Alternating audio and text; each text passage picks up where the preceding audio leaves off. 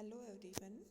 आज हम पढ़ेंगे प्रमुख उद्योग में लोहा इस्पात उद्योग। इससे पहले हमने पढ़े थे प्रमुख खनिज, जैसे लोहा इसके बारे में पढ़ा था हमने, मैग्नीज के बारे में, अब्रक के बारे में, और जो शक्ति के साधन थे कोयला, पेट्रोलियम, इनके बारे में। लोहा इस्पात उद्योग एक आधारभूत उद्योग है। इसको धुरी उद्योग या उद्योगों का आधार भी कहा जाता है, क्योंकि बहुत सारे जो अनेक उद्योगों में भी इस लोहा जो इस्पात है उसको कच्चे माल के रूप में प्रयुक्त करते हैं वो, इसलिए ये उद्योगों का आधार है। यानी कि बहुत सारे जो दूसरे उद्योग हैं वो इसको कच्चे माल के रूप में भी प्रयोग करते हैं।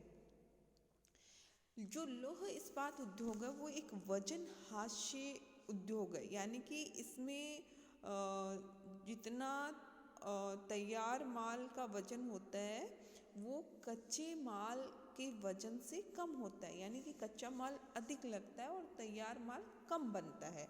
तो ये एक तरह से वजन हास्य उद्योग है और इस कारण से इसको कच्चे माल के क्षेत्र में स्थापित किया जाता है, ताकि जो परिवहन व्यय है वो न्यूनतम रखा जा सके। क्योंकि अगर दूसरे क्षेत्रों में इसको स्थापित करते हैं तो कच्चे माल का परिवहन करने में बहुत अधिक लागत आती है। तो जो लागत है उसको कम करने के लिए इसको कच्चे माल के स्रोत के पास ही स्थापित किया जाता है। जो लौह इस्पात उद्योग है उसके लिए कच्चे माल के रूप में क्या क्या जो है वो यूज होते हैं, तो उसमें सबसे पहला आता है लौह अयस्क, कोकिंग कोयला और चूना पत्थर, डोलोमाइट और मैग्नीज, ये सभी, और साथ में विद्युत भी बहुत, या कहें कि अब जहाँ पर कोयला नहीं है वहाँ जल विद्युत का भी उपयोग किया जाता है। भारत में सबसे पहले 1874 में पश्चिम बंगाल के कुल्टी में बराकर आयरन वर्कर्स की स्थापना की गई थी। ये भारत में लौह इस्पात उद्योग का इतिहास भी हम कह सकते हैं कि किस तरह से स्टेप बाय स्टेप यहाँ पर बहुत सारे संयंत्र स्थापित हुए हैं। 1907 में जमशेदपुर साकची में Tata iron and steel company, TISCO जिसको बोलते हैं, की स्थापना की गई।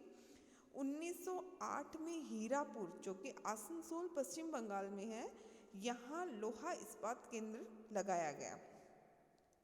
1918 में बर्नपुर, जो कि पश्चिम बंगाल में है, Indian iron and steel company यानी इसको की स्थापना की गई।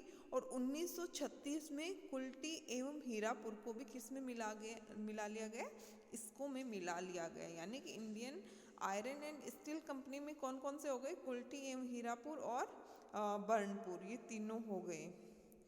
1923 में भद्रावती कर्नाटक में Visvesvaraya iron and steel company VISL की स्थापना हुई। तो ये तो थे आज़ादी से पहले भारत में जो लौह इस्पात केंद्र या संयंत्र स्थापित हुए। आज़ादी के बाद द्वितीय पंचवर्षीय योजना में, जो कि P महालनोबिस जो थे उनके मॉडल पे आधारित थी द्वितीय पंचवर्षीय योजना, उसमें जो औद्योगिक क्षेत्र है उस पर अधिक जोर दिया गया था। और इस कारण से द्वितीय पंचवर्षीय योजना में भारत में 3 नए कारखाने लगाए गए थे।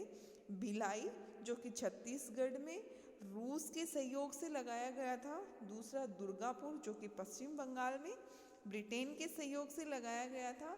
तीसरा राउरकेला, जो कि उड़ीसा में है और वो जर्मनी के सहयोग से लगाया गया था। तो ये काफ़ी इम्पोर्टेंस है कि कौन सा संयंत्र कब लगा और कहाँ पर स्थित है। जैसे ये पूछ ले कि इसको कहाँ पर है, तो इसको आसनसोल के निकट है। और इसको कि कब स्थापना हुई, इसको में कौन कौन से संयंत्र हैं, और द्वितीय पंचवर्षीय योजना में कौन कौन से जो कारखाने हैं वो लगाए गए, किस जगह पे लगाए, किसके सहयोग से लगाए गए। ये क्वेश्चंस काफ़ी इम्पोर्टेंट है, हर कंपटीशंस में, हर एग्जाम्स में आते हैं। अब तीसरी जो पंचवर्षीय योजना थी उसमें बोकारो, जो कि झारखंड में है, रूस के सहयोग से एक नया कारखाना स्थापित किया गया और यहाँ से उत्पादन 1974 में आरंभ हुआ। अब देखो, लौह इस्पात उद्योग के विकास के लिए 1973 में सार्वजनिक क्षेत्र के अंतर्गत सेल, जो steel authority of India limited, SAIL का पूरा नाम है steel authority of India limited की स्थापना की गई। ये काफ़ी इम्पोर्टेंट है। सेल की स्थापना कब की गई? 1973 में की गई। सेल का पूरा नाम steel authority of India limited. और इसका निर्माण स्थापना क्यों की गई? लौह इस्पात उद्योग के विकास के लिए किया गया। जो सेल के अंतर्गत जो कारखाने आते हैं वो है इसको के अंतर्गत कुल्टी, बर्नपुर और हीरापुर तीनों कारखाने, बोकारो, दुर्गापुर, राउरकेला, भिलाई, भद्रावती एवं सेलम के कारखाने आते हैं। अब देखो, लौह इस्पात कारखानों को अवस्थिति के आधार पर 4 भागों में बांटा जा सकता है, जिसमें पहला आता है कोयला क्षेत्र में स्थित, तो इसमें बर्नपुर, कुल्टी, हीरापुर, दुर्गापुर और बोकारो। लोहा एस क्षेत्र में तो भिलाई, राउरकेला, भद्रावती, सेलम, विजयनगर, यानी कि यहाँ पर लोहा एस की उपस्थिति के कारण ये संयंत्र स्थापित हुए। ऊपर वाले कोयले की निकटता के कारण स्थापित हुए। कोयला और लौह एस के मध्य अवस्थित यानी कि आदर्श अवस्थिति है, तो यहाँ पर जो संयंत्र स्थापित हुआ वो था जमशेदपुर। अगला आता है तटीय क्षेत्र में स्थित, तो विशाखापट्टनम जो कि आंध्र प्रदेश में है और गोपालपुर जो कि उड़ीसा में है। अब सबसे पहले पढ़ते हैं कुल्टी, बर्नपुर, हीरापुर जो कि पश्चिम बंगाल के आसनसोल के निकट स्थित है। यहाँ पर लौह एस सिंहभूम जो कि झारखंड से आता है, कोयला रानीगंज, झरिया, रामगढ़ से, चूना पत्थर वीर मित्रपुर जो कि उड़ीसा में है, मैग्नीज, बड़ा जामदा ये भी उड़ीसा में है। और यहाँ पर जो जल है वो दामोदर की जो सहायक नदी है बराकर नदी, उससे प्राप्त किया जाता है। तो टिस्को देखो एक आदर्श स्थिति पे है। यहाँ कोयला और जो लोहा एस का उनके मध्य में स्थित है। तो यहाँ पर लोहा एस सिंहभूम की नोआ मुंडी और उड़ीसा के बादाम पहाड़ से, कोयला झरिया से। अब देखो जमशेदपुर है वो स्वर्ण रेखा और खरकई जो नदी है उनके संगम पर भी स्थित है।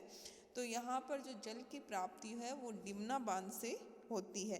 तो ये क्वेश्चंस, बहुत सारे क्वेश्चंस इसमें से बनते हैं, जैसे कि टिस्को है या जमशेदपुर किन दो नदियों के संगम पे स्थित है, टिस्को को लौह एस कहाँ से प्राप्त होता है, कोयला कहाँ से प्राप्त होता है, ये क्वेश्चंस बनते हैं। अगला आता है विश्वेश्वरैया जो आयरन एंड स्टील वर्कर्स है भद्रावती कर्नाटक में, इसको लोहा एस मिलता है बाबा बुदन की पहाड़ियों से। और विद्युत, जैसे इसमें पहले तो क्या किया जाता था यहाँ पर कि जो लकड़ी को जलाकर बनाए गए चारकोल का उपयोग ईंधन के रूप में किया जाता था। बाद में विद्युत भट्टियाँ लगाई गई और जिसमें जोग जो जल विद्युत परियोजना है उससे विद्युत की आपूर्ति होती है। और ये जो संयंत्र है वो शिमोगा जो जिला है उसमें भद्रावती नदी के तट पर स्थित है। तो ये जो भद्रावती नदी है इससे इसको जल की सुविधा प्राप्त होती है। अगला आता है राउरकेला इस्पात संयंत्र, जिसको 1959 में उड़ीसा में जर्मनी के सहयोग से उड़ीसा के सुंदरगढ़ जिले में स्थापित किया गया था।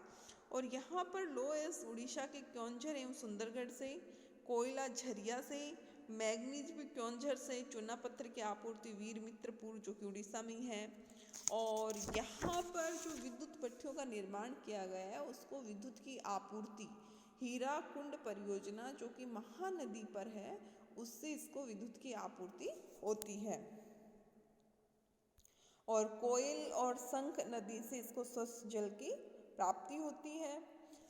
अगला आता है भिलाई इस्पात संयंत्र, भिलाई जो कि छत्तीसगढ़ के दुर्ग जिले में है।